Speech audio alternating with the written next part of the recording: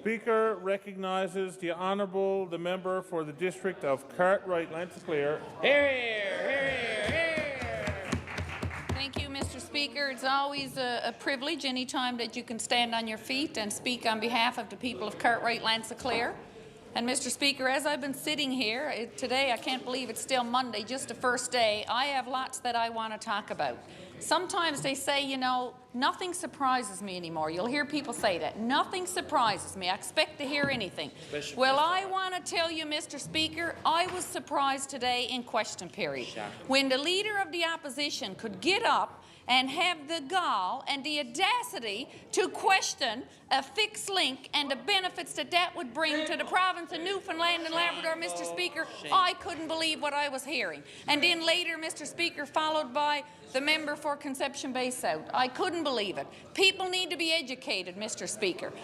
If you had a plan, I say to the opposition and to the Leader of the Opposition, if you had a plan and if you had vision, that $1.2 billion subsea cable would be going through a vehicular tunnel, Mr. Speaker. But that requires vision. It requires planning. I'm going to talk about over the next 20 minutes why a fixed link is the right thing to do for the province of Newfoundland and Labrador. I'm also going to say, Mr. Speaker, that when Route 138 is connected down through the lower Quebec North Shore, the island portion of the province, not where I take up residence, but I do care about and have lots of family on the island, the island will need the fixed link much more than Labrador do, Mr. Speaker, but they haven't tuned in to the realization of that yet. But first, Mr. Speaker, I want to make a comment to the Leader of the Third Party. Putting words in the mouth of my colleague for Stephenville Port-au-Port, Mr. Speaker. Unacceptable. Putting words in his mouth. Mr. Speaker, the point that my colleague from Stephenville Port-au-Port was making is that people from our province have gone for decades away to work. They've always left for work. There's a pocket of people that have gone. Highly skilled, Mr. Speaker, highly skilled and educated. Newfoundland and Labradorians all over the world in significant positions, and we're very proud of the people, Mr. Speaker, that go to other places and they hold some of these positions. And that will always be, I say, Mr. Speaker, no matter what the economy is here in this province. So shame on the third party for my new colleague here in the House that I think speaks very well and trying to twist words, and he did not say that, Mr. Speaker. He was making a point that don't blame, since the budget came down on the 14th of April, for the people, don't blame us for the people that for generations have left and went away to find work, many holding positions that may not even be available, Mr. Speaker, in Newfoundland and Labrador. Mr. Speaker, for the last 2 or 3 years, I stood on my feet many times, and I petitioned for a study on the fixed link. Anybody who I've did a lot of media interviews, we pay about $10 million a year, Mr. Speaker, in the Strait of Belle Isle. $10 million, if we want to talk about money, to run that ferry. And what do we get for our $10 million? A very unreliable service, Mr. Speaker. Not only that, but I've often wondered over the last several winters, as we've had one icebreaker and sometimes two, what is it costing, Mr. Speaker, to move residential and commercial traffic, Mr. Speaker? And if we want to talk about, you know, the Leader of the Third Party was just saying we need something to stimulate the economy. Well, I want to say to the Leader of the Third Party, have your researchers do a little bit of work, and you will find out that a fixed link in the Strait of Belle Isle right now is the #1 diversification project that this province could have. It would create hundreds of high-paying construction jobs, not to mention the easy flow for thousands of tourists to come and spend money here, Mr. Speaker. But more importantly, perhaps, it would give the people of this province a reliable, dependable transportation service. Shame on the previous government for not having the vision and the planning when they were negotiating things, when they brought in Bill 29 and they covered everything up and they sanctioned Muskrat Falls, and now we got this subsea cable which should have been going through a vehicular tunnel, and that would have been saved. Many dollars would have been saved, dear Mr. Speaker. This is the kind of initiatives like a fixed link that we need to change the fundamentals, Mr. Speaker, in our economy. Cheaper goods and service, economic diversification. Mr. Speaker, I want to mention Labrador for a minute, because when I stand here in this House, and often my colleagues ask me a lot of questions about where I live and the lifestyle, because on the island there's a lot of people that have never been to Labrador. They don't understand Labrador. A beautiful, beautiful part of this province, and people ask me questions. And Mr. Speaker, I'm always happy to tell them about Labrador, and what I say to them is Labrador has been good to this province, Mr. Speaker. Labrador has been good to this province. Where is the Voisey's Bay nickel deposit located, Mr. Speaker? Where is the Muskrat Falls power going to be generated from? Where, for that matter, is the Upper Churchill? Where is the iron ore rich Labrador Trough? That one was easy, right? I gave you a hint. Mr. Speaker, where is the area, Mr. Speaker, that is perfectly situated as a gateway to Arctic development? By now, you should have drawn the conclusion. It's Labrador. The conclusion is inescapable. A region that generates so much wealth and attracts as much investment as Labrador. Mr. Speaker, I hear it all the time. They say we should not have to beg for anything. And I'm very proud to be a part of a government that is once and for all going to do a full feasibility study to see if, in fact, a tunnel is the way to go. I mean, this is something, Mr. Speaker, that had been talked about for almost 40 years. Back in 1978, there was a commission inquiry into Newfoundland transportation back in 1978, and Burf Plowman, a well-known name here, he was one of the people that was involved in that inquiry. And from that time, Burf Plowman have advocated for the immediate construction of a fixed link under the Strait of Belle Isle connecting the island of Newfoundland to Labrador. They saw the benefits almost 40 years ago, and here we are dragging this far behind. Mr. Speaker, Labradorians, where I live and make my home, have never needed convincing that they deserve a better road access and a more reliable transportation. And Mr. Speaker, I'll throw out another name, known to many, now passed on. Tom Kieran passed away in 2013. He spent much of his professional career touting the plan. And it's interesting to note that Kieran was a technical advisor to Environment Canada for PEI's Confederation Bridge, a bridge that was built back in '97 that didn't require any funds from the public purse, Mr. Speaker, I might add. So that just goes to show that there are creative ways for this to happen. But we must do the full feasibility study first. Danny Williams went up in all his hype and in his pre-election days and said, I can't believe this hasn't been done. Look how close it is, 9 miles from point to point. I'm standing here. He could see the lights to my in-laws' house on the other side. And he was going to do the big hoopla. But what did he do? What we've seen happen again and again, he done a half job, It was a pre-feasibility study. It is not acceptable. And, Mr. Speaker, the time have come now, 40 years of talking about this, places like Norway that have over 900 tunnels, the time have come to carry out a full feasibility study that includes a cost analysis and a geological assessment. And, Mr. Speaker, the member for Conception Bay South can get up and talk about long-term care bids and things like that. I want to say to you, we have health needs in Labrador as well. And while we do not have a transportation link reliable, you know what happens to the people in Labrador? They go up to the ferry that don't go. And they might have waited 9 months for a specialist appointment. And when they go and they miss that appointment, then, Mr. Speaker, perhaps they don't get another appointment for 6 months. Ask the person that have been stranded for 10 days, paying money out of their own pocket to stay in hotels, if we need a more reliable transportation network. Ask the store owners, Mr. Speaker, whose store shelves go bare for days. There's no fruit, there's no vegetables. Mr. Speaker, we have a medical transportation program in this province that we spend about $8 million a year on. And many of those people, Mr. Speaker, when they cannot go by ferry, they have to fly. Most of that oftentimes is reimbursed by the government. So there's many, many, many savings, Mr. Speaker, to the idea of a fixed link, Mr. Speaker, between Labrador and the island. Mr. Speaker, commercial and residential traffic continues to increase. The growth that we have seen is astronomical, Mr. Speaker. That ferry in the Strait of Isle, when she's moving, is moving over 100,000 people, Mr. Speaker. But it continues on with many interruptions, days, sometimes weeks. I say to the members opposite, ask the senior who has been in the ice on a ferry for 50 hours if we need a more reliable transportation network. That's the things that we've been experiencing, Mr. Speaker, the last 4 or 5 winters. So little.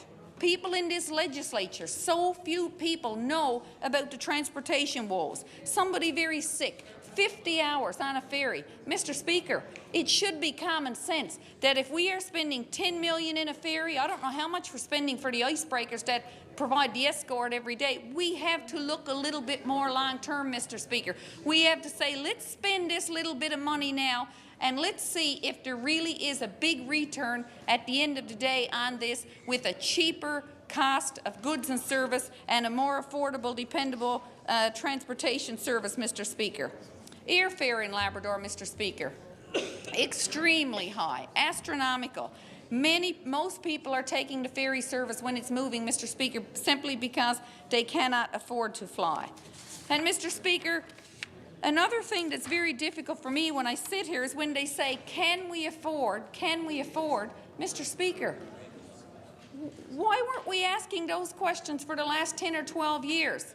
Why? Because we had $25 billion in oil money? Everything was rolling in. We didn't need to look at efficiencies anywhere. We didn't need to look to see where we could find savings. Times was good.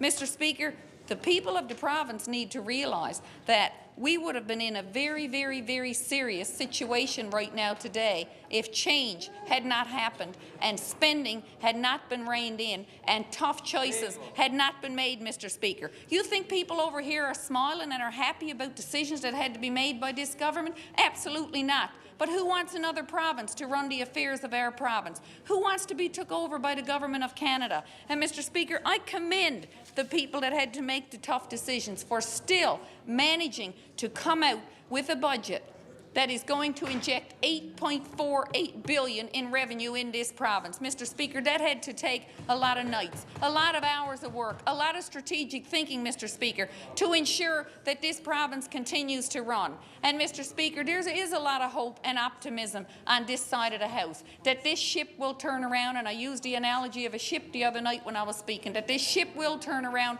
and she will sail and she will be stronger, because we have learned from bad decisions and bad choices of other administrations in the past, Mr. Speaker.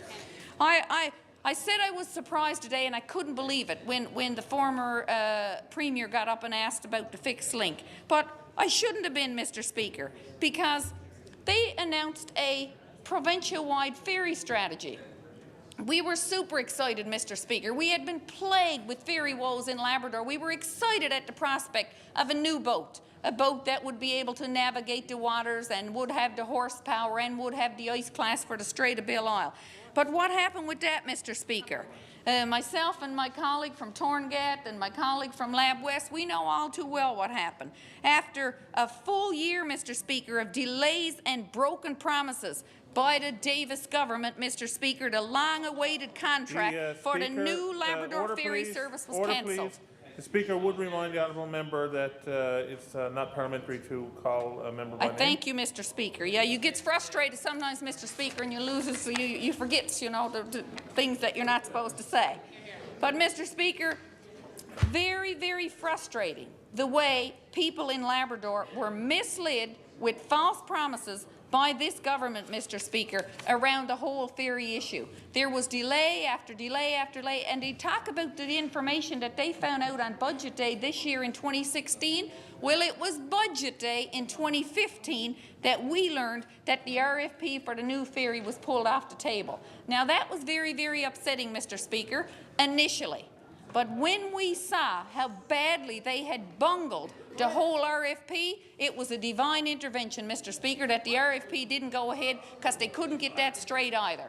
They threw in the North Coast Ferry Service, Mr. Speaker, with the Strait of Belle-Isle, and they knocked off proponents off the table whose bids were compliant. They totally ignored the fact that my colleague for Torngat lives in an area where they have a land claim agreement, and you have to consult with them if their bids are compliant, and they made a real mess of it, Mr. Speaker. So I am hopeful now that we are going to correct this as we go forward. Not only that, Mr. Speaker, not only was it a terrible RFP that did not meet the needs of the area, but they were going to lock us in for 15 years, Mr. Speaker, with a possibility to renew for another 10.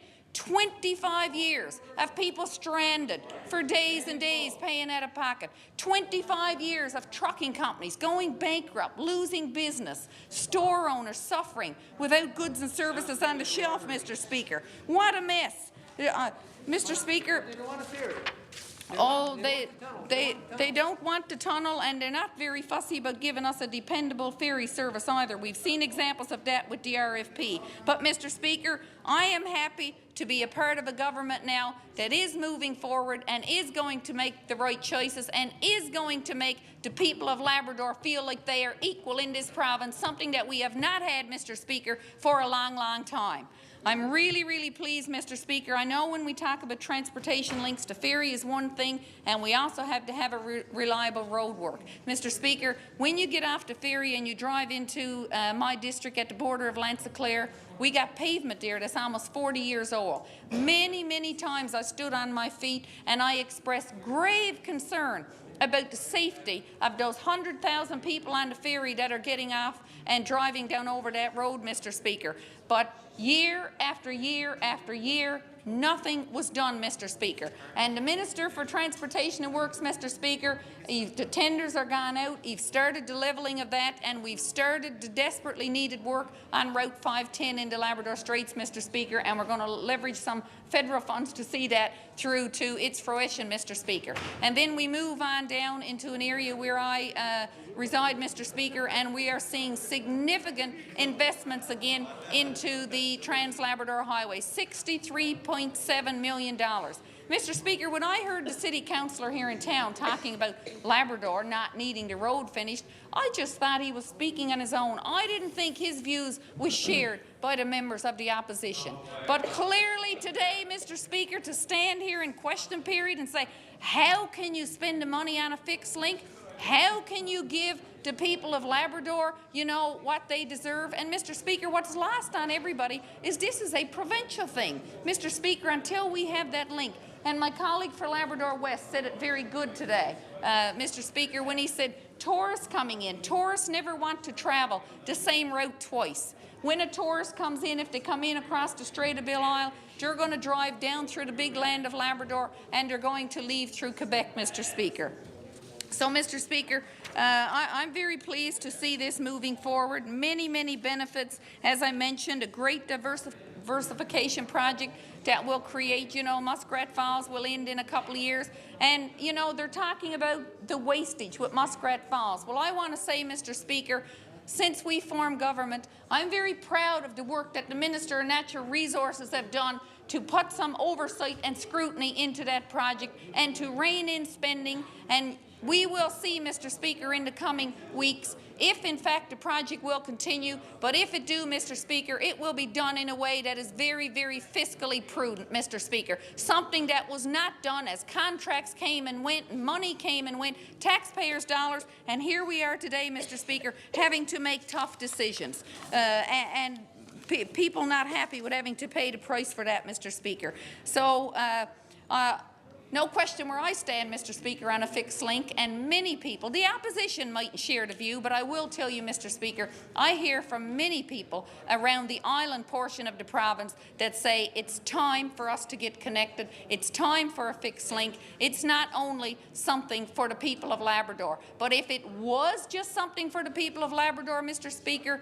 they certainly deserve that reliable transportation network as a way to get in and out of that big land, Mr. Speaker, where cost of air travel is, you know, presents many, many challenges. It's very expensive. When I look at the things that governments have to subsidize, Mr. Speaker, in terms of air travel, every which way you look at this, if The full feasibility study on the fixed link shows us that it is doable, and I see no reason why not, Mr. Speaker, as we've made advancements in technology and as we've looked to other countries that have had tremendous experience with building hundreds of tunnels. I believe, Mr. Speaker, that the savings will be realised to this province, and we will have a better flow of commercial and residential people and goods and service, Mr. Speaker. And it will just move us along to where we need to be, Mr. Speaker, in this 21st century. Thank you for the opportunity.